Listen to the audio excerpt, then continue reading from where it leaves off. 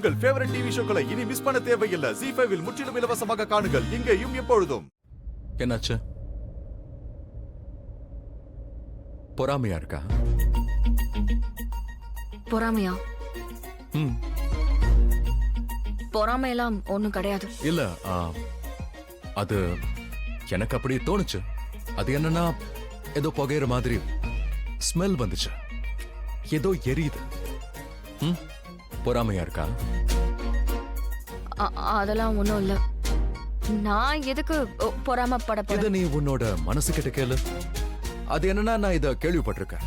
நாம ஒருத்தர் மேல அளவு கடந்த அன்பு வச்சோம்னா அவங்க இன்னொருத்தர் பின்னாடி போனா அத பார்க்கும்போது கொஞ்சம் பொறாமையா தானே இருக்கும். அது என்னன்னா, இன்னைக்கு வரைக்கும் நான் உன்கிட்ட உன்னை லவ் பண்றேன்னு சொன்னதே கிடையாது. அண்ட் எனக்கு உன்னை பத்தி தெரிஞ்ச வரைக்கும் நீ ஒரு நல்ல ஃப்ரெண்டா இருக்கிறதுக்கு ஓகே தான், ஆனா வைஃபா இருக்கிறதுக்கு லாயக்கே இல்ல. அது ஏன் தெரியுமா? அதான் உனக்கு பழக்கமாச்சே.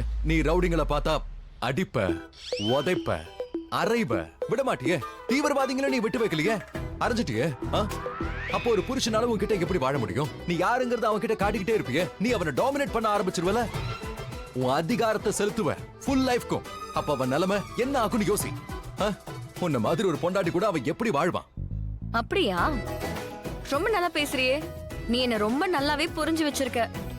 சரி, அப்போ நான் ஒரு வேலை பண்றேன். நான் வெளியில போறேன், போயிட்டு மலிஷ்காவை உள்ள கூட்டிட்டு வரேன். அவ கூட நீ சந்தோஷமா இரு. மலிஷ்கா இங்க உனக்கு முன்னாடியே என்ன பார்க்க வந்துட்டா. சோ எக்ஸ்ட்ரா பாயிண்ட்ஸ் அவளுக்கு தானே கிடைக்கும். ஆனா நீ தான் வரவே இல்லையே. அப்படியா? அப்போ இப்போ முன்னாடி நிக்கிறது யாரு? நீங்க எங்கயாவது ஷாப்பிங் கிப்பிங் போயிருப்ப, போற வழியா இருந்திருக்கும். அப்பதான் யோசிச்சிருப்ப, பாவம் அந்த ரிஷி ஜெயில தவிச்சிட்டு இருப்பா, ஏதோ பார்க்கலாமேன்னு வந்திருப்ப. அதெல்லாம் ஒண்ணும் கிடையாது. நான் உனக்காக மட்டும்தான் இங்க வந்தேன். ஆயுஷ், மாமா எப்படி இருக்காரு? நல்லா இருக்காருல்ல? அண்ணி இல்லாமலா? இம்பாசிபிள். நான் உள்ள போனேன், என்கிட்ட பேசவே இல்ல. லக்ஷ்மி அண்ணிய பத்தியே பேசுறாரு. அவங்க எங்க ஏன் வரல, என் மேல கோவமா, என்ன சொன்னாங்க, ஏன் வரல, லக்ஷ்மி அது, லக்ஷ்மி இது, அது இதுன்னு. அது வந்து நான் முதல்ல வந்திருப்பேன். ஆனா ஆயுஷ் தான் சொன்னான். அவன் முதல்ல வந்து உனக்கு சர்ப்ரைஸ் கொடுக்கறதா சொன்னான். அதனாலதான் நான் முதல்ல அவனை உள்ள அனுப்பி வச்சேன். அட, நீ பண்ற பெரிய தப்பே நீ ஆயுஷோட பேச்ச கேக்குறதா. ஆயுஷ் பேச்ச கேட்கவே கூடாது, தெரியுமா? நான் இங்க ரொம்ப பயந்து போயிருந்தேன். உனக்காக காத்துக்கிட்டே இருந்தேன். லக்ஷ்மி எப்ப இங்க வருவான்னு யோசிச்சுக்கிட்டே இருந்தேன். வாங்க மேடம், டைம் முடிஞ்சாச்சு. உங்களுக்கும் தான். இவ்ளோ சீக்கிரமாவா? ப்ளீஸ் ஒரு 5 நிமிஷம் கொடுங்களேன். இன்னும் 5 நிமிஷம். நீ என்ன காப்பி பண்றியா? வெறும் 5 நிமிஷம் ப்ளீஸ். மேடம், இது போலீஸ் ஸ்டேஷன், பார்க் கிடையாது. போங்க. அட, வெறும் 5 நிமிஷம் தானே. சரி, 2 நிமிஷம் கொடுங்க. 2 நிமிஷம் கொடுங்களேன் ப்ளீஸ், பேசிக்கிட்டு இருக்கல. ஆமாமா, ஒரு முக்கியமான விஷயம் மட்டும் பேசணும். டைம் கொடுத்த போது பேசிருக்கலாம்ல. இப்ப போங்க. ஒரு 2 நிமிஷம் தாங்க. நீங்க அவங்க கிட்ட பேசிட்டு இருங்க, நான் இவங்க கிட்ட பேசிட்டு இருக்கேன். ஒரு 5 நிமிஷம் டைம் கொடுங்க. வாங்க. சரி, ஒரு 2 நிமிஷம் மட்டும் டைம் கொடுங்க. முக்கியமான விஷயத்தை பத்தி நான் சொல்லணும். அட, ஒரு 2 நிமிஷம் கொடுங்க. அர்ஜென்ட்டா நான் கிட்ட பேசணும். ரிஷி, இந்தோ அண்ணி, இப்பதானே போனீங்க, உடனே வந்துட்டீங்க. சார் ப்ளீஸ் ஒரு 5 நிமிஷம் மட்டும் டைம் கொடுங்களேன் ப்ளீஸ். ஒரு முக்கியமான விஷயம் சொல்லணும், அதை நான் மறந்தே போயிட்டேன். ப்ளீஸ் சார் கொடுங்க. நான் தான் முதல்லயே முடியாதுன்னு சொன்னேன்ல. இப்போ நீங்க போலாம் please. Sir please please sir, எனக்கு உண்மையிலேயே அவர்கிட்ட ஒரு முக்கியமான விஷயம் சொல்லணும். கொஞ்சம் கூட சான்ஸ் இல்லையா?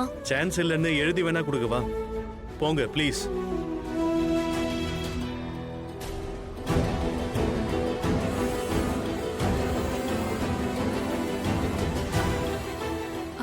ஆயுஷ், நில்ல.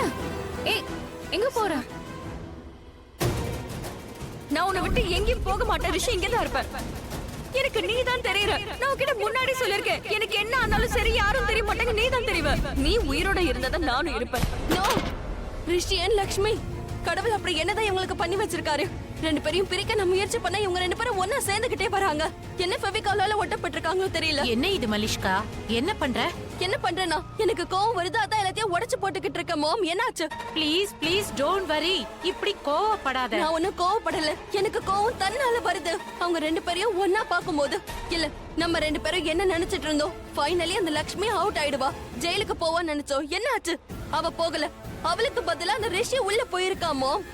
இடியட். ஐ ஸ்வேர், சரியா சொன்ன. சரி, உனக்கு என்ன தோணுது மலிஷ்கா? அவங்க 2 பேரும் உண்மையா லவ் பண்றாங்களா என்ன? இந்த ஸ்டூபிட் ஃபிங்கர் படி பார்த்தா நீ லக்ஷ்மிய லவ் பண்ணிக்கிட்டு இருக்க. ஒரு உண்மையை சொல்லுங்க, உண்மையிலே நீங்க என்னோட அம்மாவா? ஏன் அம்மாவா இருந்தா ஏன் என் காயத்துல உப்ப தேக்குறீங்க? அவங்களுக்குள்ள எந்த அஃபரும் இல்ல. நான் எத்தனை வாட்டி உங்ககிட்ட சொல்றது? சொல்லுங்க மாம், எத்தனை வாட்டி சொல்றது? எனக்காக இந்த அளவுக்கு யோசிக்கிற? ஓ, சொல்றதுக்கு எவ்வளவு ஈஸியா இருக்குல்ல. என் லைஃப் மேல கீழே போயிட்டு இருக்கு, இதெல்லாம் உங்க கண்ணுக்கு தெரியவே இல்லையா? அதோட அவன் இருக்கானே 10 ரூபாய்க்கு கூட லாக்கி இல்லாத அந்த பல்வேந்தர் மார்க்கேஷ் தோஷமா என்னோட தலையில வந்து உட்கார்ந்துகிட்டு இருக்கான். இப்பெல்லாம் எனக்கு ரொம்பவே பயமா இருக்கு. அவன் கண்டிப்பா எல்லா உண்மையும் சொல்லதான் போறான். எனக்கு நம்பிக்கை Please இருக்கு, அவன் relax. சொல்லிடுவான். ஏன் இப்படி எல்லாம் யோசிக்கிற? யோசிக்காத. யோசிப்பமோ, இந்த தடவை எனக்கு ஏதோ ஒரு கட் ஃபீலிங் வந்திருக்கு. நான் உள்ளுக்குள்ள உணர ஆரம்பிச்சிட்டேன். நம்மளோட ரகசியம் கண்டிப்பா உடைய போகுது. நம்ம பண்ணிருக்க திருட்டுத்தனம் எல்லாமே வெளியில வரப்போகுது மாம். நான் உறுதியா சொல்லுவேன், பயமா இருக்கு.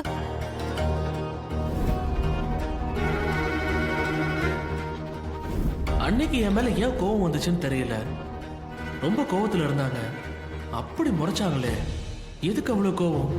வாய் ஆயுஷ், ஆயுஷ், என்னாச்சு? வா. இல்ல ஷாலு, எனக்கு ஒண்ணு சொல்லு. அது வந்து லக்ஷ்மி அன்னைக்கு கோவம் வந்தா அப்போ நீ என்ன பண்ணுவ? கொஞ்சம் சொல்லு. எதுக்கு இப்படி கேக்குற? என் மேல அவங்களுக்கு கோவம் இருந்த மாதிரி தெரிஞ்சது. ஒரு நிமிஷம். ஏன்? அது தெரியலையே. ஆயுஷ், இன்னைக்கு நீ செத்த. மலை ஏறிட்டாங்க. மலை ஏறிட்டாங்களா? இல்ல, எங்க மலை வந்தது, எங்க ஏறினாங்க? புரியல. நீ என்ன பேசுறன்னு கொஞ்சம் தெளிவா சொல்லு. எனக்கு அதை பத்தில எதுவும் தெரியாது. அது பழமொழி முட்டாள். மலை ஏறிட்டாங்கன்னா கோவம் வந்தாச்சுன்னு அர்த்தம். இன்னைக்கு லட்சுமி அக்கா உன்னை விட போறதே கிடையாது. ஏன் ஏன் ஏன் நான் என்ன பண்ணேன்? ஏன்னா அக்காக்கு உன் மேல கோவம் இருக்கு. கோவம் இருக்குல்ல, அவளுக்கு கோவம் வந்தா என்ன வேணாலும் பண்ணுவா. என்ன வேணா அப்படின்னா? அது கூட தெரியாதா? ஒருவேளை உன்னோட காதை இழுக்கலாம், கண்ணத்துல அரையலாம், இல்ல தோப்புக்கரணம் போட சொல்லுவா. ஒருவேளை கோழி மாதிரி உட்கார சொல்லுவா. கோழியா? ஆயுஷ், ஒரு வாட்டி என்னாச்சு தெரியுமா? என் மேல அக்காக்கு பயங்கர கோவம் வந்துச்சு. என்ன மதியான வெயில்ல ஒத்த கால்ல 2 மணி நேரம் நிக்க வச்சா தெரியுமா? ஒத்த கால்ல 2 மணி நேரமா? ஓ நோ, ரொம்ப பயங்கரமா இருக்கு. இதெல்லாம் செய்வாங்களா? ஆச்சரியமா இருக்கு. பண்ணுவா. ஒரு வேலை பண்ணலாம். எனக்கு ஒரு ஐடியா வந்துருச்சு. நீ ஒண்ணு பண்ணு. உங்க அக்காவை கூட்டிட்டு நீ வீட்டுக்கு வந்துரு. நான் இங்க இருந்து அப்படியே கிளம்புறேன். நம்ம அங்க மீட் பண்ணலாம். நான் கிளம்புறேன், சரியா? நீ கூட்டிட்டு வந்துரு. ஆயுஷ் இரு. போதுண்டா போதும், நான் நல்லா தான் இருக்கேன். அம்மா, நம்ம மனசும் நல்லா இருக்கணும்லம்மா. நீங்க எதை நினைச்சும் கவலைப்படாதீங்க, எல்லாம் சரியாயிடும். ஆனா நான் சந்தோஷமா இருக்கணும்னா என் 2 குழந்தைகளும் என் கண்ணு முன்னால இருக்கணும்ல. ரிஷியும் லக்ஷ்மியையும் தான் சொல்றேன். அம்மா, 2 பேரும் உங்க முன்னாடி வருவாங்க, உங்க கூடவே இருப்பாங்க. என்ன சத்தியத்தை மறைக்க முடியாதுல்ல. என்ன ரிஷி மேலேயும் எந்த தப்பும் இல்லை, லக்ஷ்மி மேலேயும் எந்த தப்பும் இல்லை. ஆனாலும் நீயே பார்த்தல்ல, 2 பேரும் கஷ்டப்படுறாங்களே. முதல்ல லக்ஷ்மி உள்ள போனா, இப்ப என்னடானா ரிஷி ஜெயிலுக்கு போயிருக்கான். அவங்க 2 பேரும் ஒருத்தர் மனசார விரும்புறாங்க. அதனால ஒருத்தர் கஷ்டப்பட்டா இன்னொருத்தரால தாங்க முடியல. முதல்ல ரிஷி லக்ஷ்மிக்காக தவிச்சான், இப்ப லக்ஷ்மி ரிஷிக்காக தவிக்கிறா. உலகத்துல இருக்கிறவங்களுக்கு அவங்களோட அன்பு தெரியுது. ஆனா இந்த 2 பேருக்கும் தான் தெரியல. யாரோட கெட்ட கண்ணு அவங்க மேல பட்டுச்சோ தெரியல. யாரு செஞ்ச திருட்டுத்தனத்துக்கு இவங்க தண்டனை அனுபவிக்கிறாங்கன்னு தெரியல. ஜீ5 ஆப்பை டவுன்லோட் செய்து அனைத்து எபிசோடுகளையும் இலவசமாக பாருங்க.